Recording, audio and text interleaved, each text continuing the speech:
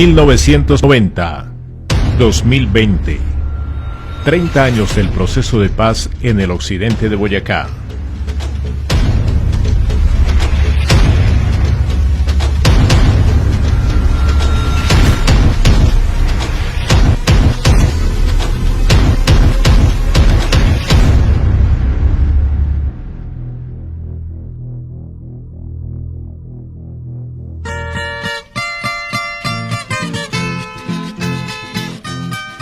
Años 50. Durante la marcación de la carretera hacia el occidente de Boyacá, este tesoro escondido salió a la vista de todos: la zona esmeraldífera. En el caso de la provincia de Occidente, su explotación dejó de ser relevante para el gobierno central, debido a factores como la agreste de la zona y la falta de las vías de comunicación. Pero todo lo contrario para miles de personas que vieron en la zona esmeraldífera una grandiosa oportunidad de hacer fortuna en poco tiempo. Años 60. Inicia la Guerra Verde. Al conocerse la noticia de la abundancia de esmeralda en el occidente de Boyacá, llegaron a la zona miles de personas provenientes de todas las partes del país, con el sueño de hacer fortuna en la bienaventurada región. La bonanza esmeraldífera poco a poco fue generando dentro de los mineros discordias, que con el paso del tiempo se convirtieron en problemas de mayúsculas proporciones, alcanzando niveles insospechados de violencia y odio. Esta situación se convirtió en el caldo de cultivo para el surgimiento de clanes familiares, que respaldados por el poder económico que generaba las esmeraldas, pasaron a ser ejércitos bien armados que buscaban apropiarse de la zona sangre y fuego. Como era de esperarse, no todos estaban dispuestos a aceptar esta nueva realidad, y es entonces cuando explota la Guerra Verde. Ha tenido varias etapas la provincia de Occidente. Por ejemplo, cuando comenzamos por ahí del 60, tal vez del 60 como al 90, fue la época del boom de las esmeraldas en la región. Comenzó a tener plata, gente que nunca había tenido plata, entonces el comportamiento pues no era muy bueno. Entonces el comportamiento no era muy bueno. A raíz de eso hubo mucho problema, que fue entre los años por ahí 60 al 80 y prácticamente hasta el 90. La violencia fue horrible. Porque hasta ese momento, hasta 1960, venía la violencia política aquí en la región, que siempre dejó mucha molestia, y después entonces la violencia de todos los esmeralderos. Eso era tremendo, para donde uno salía era bala, tiros a la familia, pero gracias a Dios no le pasó nada, pero tocaba escondidos en el campo, por allá en el monte, y todo lo que cultivábamos, los animales, el ganado, las gallinas, todo se llevaban de noche y sin poder hablar nada, pasaban por el río. Cuando uno iba a echar pala, eso era tremendo, pasaba por encima de los muertos, por la carretera un sitio que llamaban La Batea, del puente minero para allá. Muertos por todo lado, uno estaba buenamente echando pala ahí cuando tambreaban, que había muchísima gente. Ahí mataban mucha gente delante de uno de los niños y sin poder decir nada. Se vieron muchas cosas y ya como que uno estaba acostumbrado a ver diferentes enfrentamientos muy horribles en la región. Ya no era raro que cualquier momento se formara un enfrentamiento entre diferentes personas o grupos. Por ahí en 1960 comenzó el problema en Borbur, comenzó Peñas Blancas y comenzó la gente a tener plata. Nos iba muy bien económicamente, pues porque la verdad que los pocos comerciantes que íbamos a la región nos iba bien porque lo que se llevaba se vendía todo y se vendía bien vendido. Entonces fue una región, pues para mí propiamente, un buen recuerdo. Me ha dolido mucho cuando la situación se puso maluca, cuando echó pues a cambiar todo en toda la región.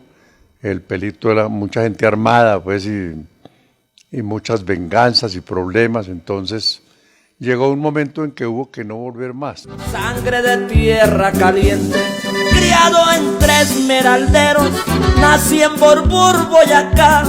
¿Cómo olvidar a mi pueblo? Allí se ve la esmeralda como estrellas en el cielo. Vengo de familia humilde, de ellos nunca me avergüenzo. Ellos a mí me enseñaron cómo ganarme el dinero. Le doy gracias a mis viejos porque de hambre no me muero. Mi nombre es Eri González, para todos mis amigos. Cargo pistola y revólver para eliminar enemigos. A los que no me conocen. La zona esmeraldífera se convirtió en tierra de nadie y el poder recayó en poderosos clanes familiares como los López, Carranza, Murcia, Rincón, Molina, entre otros, cuyo único fin era tomar el control de la zona. Múltiples historias trágicas se conocieron: asesinatos, masacres, vendetas y todo tipo de actividad criminal llenaron los titulares de los periódicos nacionales. El occidente de Boyacá se hace tristemente célebre por su violencia desmedida. No había respeto por nadie. Mujeres, niños, ancianos y hombres, tristemente célebre por su violencia desmedida. A esta incierta realidad, un agente determinador llega para agudizar aún más la crisis. La sombra del narcotráfico hace presencia con la figura del mexicano Gonzalo Rodríguez Gacha. Desea apoderarse de la zona y da apertura a una nueva oleada de violencia enmarcada en una guerra fratricida contra los dueños de la zona, que generó una multitud de víctimas mortales y una oleada de desplazados. Ríos de sangre corrieron por la región. Miles de inocentes cayeron bajo el poder de las balas. Un sinnúmero de desplazados cubrieron amplia zona del país. Una gran cantidad de desaparecidos de quienes jamás se volvió a saber. Y el río minero que se convierte en la tumba de muchos moradores de la zona. Fue una época muy dura. En mi caso era muy niño, ¿no? A eso de los 5 o 10 años tal vez, teníamos que ver cómo asesinaban a las familias, a los amigos y a los vecinos, ¿no? Nosotros en las noches no dormíamos en una vivienda normal porque pues ni siquiera la teníamos. Nos tocaba dormir en el monte, allá digamos que en el rastrojo, como se dice coloquialmente, en las matas de plátano, ahí como cubriéndonos con las hojas secas de los árboles. Allí, pues ese era un tema bien difícil.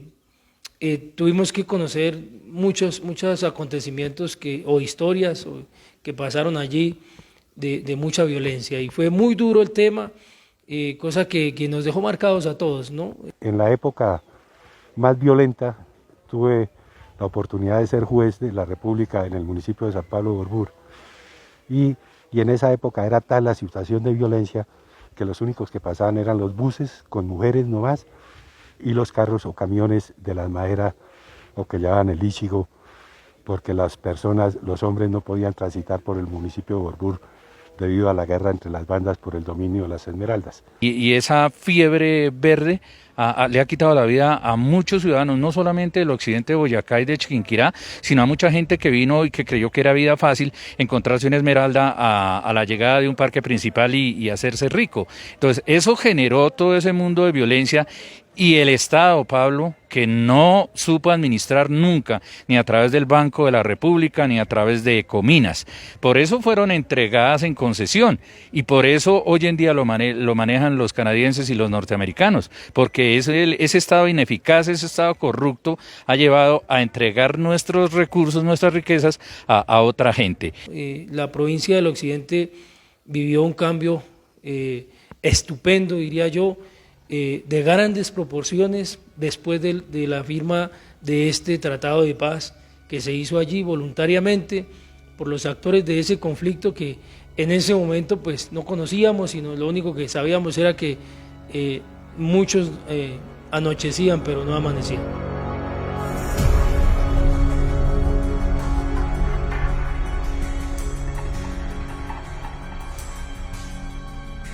Por iniciativa del obispo de la diócesis de Chiquinquirá, de ese entonces, Monseñor Álvaro Raúl Jarro Tobos, quien, preocupado y exasperado por esta barbarie, esta serie de asesinatos, buscó crear canales de diálogo entre los clanes involucrados, y es así como logra a finales de los años 80 que familias enteras que antes eran enemigas hablaran y expusieran sus diferencias con el firme propósito de acabar con la guerra.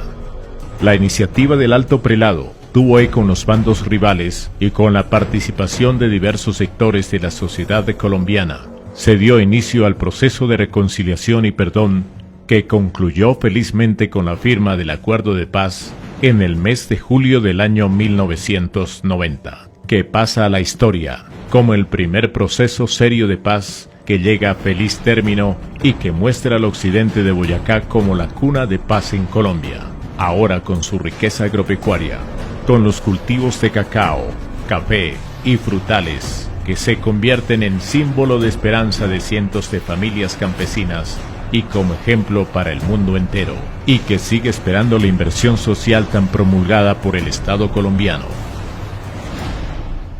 Celebrar 30 años del proceso de paz en la linda región del occidente de Boyacá nos invita a mirar un poquito por los años 1960 a 1990. Fue la gran prosperidad de la extracción de la esmeralda, pero que trajo como consecuencia lo que se ha denominado la Guerra Verde, una guerra sin sentido. Cuando todo estaba perdido, cuando el Estado brillaba por su ausencia, la Iglesia con su voz profética y en la persona del señor obispo Álvaro Raúl Jarro Tobos, los sacerdotes, los alcaldes y líderes de la región invitaron a los actores del conflicto a sentarse en una mesa de diálogo para poner fin a este conflicto. Se firmó el Acuerdo de la Paz el día 12 de julio de 1990. Inició así el proceso de la paz en el occidente de Boyacá. Creo que lo más que se ha logrado en este esfuerzo es posicionar a la región también en un escenario nacional, que no sea estigmatizada como una región de guerra, sino como una región próspera, como una región que piensa en el desarrollo de sus comunidades. Creo que el cacao nos ha demostrado y es un magnífico ejemplo de que sí es posible hacer otras cosas, que hay otra alternativa. Hoy día se motiva mucho los temas de turismo en el occidente de Boyacá, pero también de otros productos como el café, como el aguacate y la misma guanábana, que es también apetecida en otros lugares del país.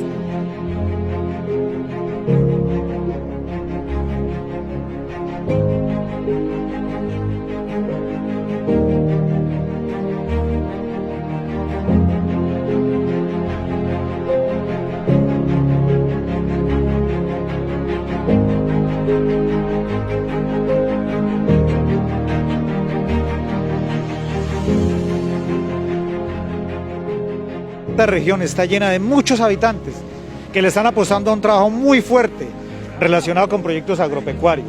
Es decir, que hoy en día lo que estamos viendo es que ya no solamente hay una guerra verde, sino una competencia hermosa verde por los mejores verdes del aguacate, por el mejor verde limón, por el mejor verde guanábana, por el mejor verde de los cítricos, por el mejor verde de la caña. Y yo creo que esa debe ser no una guerra, sino una competencia muy sana que le seguirá dando desarrollo a esta región, pero tenemos que apostarle entre todos, gobierno nacional, departamental y municipales, de forma tal que sigamos solidificando esas nuevas alternativas que la gente tiene para salir adelante y que le permita a la gente tener unos ingresos, que le permita a la gente tener unas familias bien sustentadas, bien desarrolladas, y eso permitirá que la paz siga creciendo de aquí en adelante. Hubo muchas personas o jóvenes, como usted lo dice, Pablo, que tomamos otra decisión y nos dedicamos a la academia, nos dedicamos a hacer familia, nos dedicamos a trabajar en el sector rural, el sector campesino. Pues eso hace que se realce entonces el sector agropecuario. Entonces hoy vemos unos cacaos de muy buena calidad, hoy vemos café de muy buena calidad, caña de azúcar, ganadería. Vemos un sector agropecuario que está, digamos, que reverdeciendo la esperanza de la población del occidente. Vemos unos jóvenes, como lo dice su merced, capacitados, profesionales especializados en algunas ramas, en diferentes ramas. Hoy en estos 30 años de paz de la provincia del Occidente de Boyacá, este proceso que sin duda alguna desde 1990 a hoy a la fecha ha marcado la historia en nuestros corazones. ¿Por qué? Porque ha transformado nuestras vidas. Lo que tuvimos que vivir nosotros cuando éramos niños, lo que tuvieron que vivir nuestros padres por la violencia, es un escenario muy diferente al que hoy se respira y se vive en nuestra provincia del Occidente de Boyacá. Hoy nosotros, como nueva generación, que estamos al frente hoy del liderazgo de la provincia del Occidente de Boyacá, nuestro deber es seguir consolidando la paz. Hoy como alcalde municipal y todos los demás alcaldes de esta provincia ratificamos ese gran compromiso de seguir manteniendo y consolidando la paz en el occidente de Boyacá. En este maravilloso lugar, como es el puente del río Minero, que en su momento fue un ícono para la violencia, que en su momento era un escenario de terror, que era un escenario donde se perpetuaron diferentes actos de violencia acá. Hoy estamos diciendo que este puente sobre el río Minero ahora será el puente de la paz, el puente del amor, y de esta manera estamos transformando y cambiando la historia del occidente de Boyacá. El antiguo puente sobre el río Minero, entre Pauna y San Pablo de Borbur, que hoy es símbolo de paz, fue mudo testigo de miles de muertes, no solo por la disputa entre los esmeralderos, sino también por el destino que se ensañó con cientos de familias mucho antes de la bonanza de las Esmeraldas, en el año de 1947. Estando en el río Minero, yo llegué. Al llegar me entré al puente y ya en unos 3 metros adelante del plan del puente, se cayó el puente. Se descolgó, el río de madera quedó colgado de un solo lado y el otro lado nos bajó entre el agua.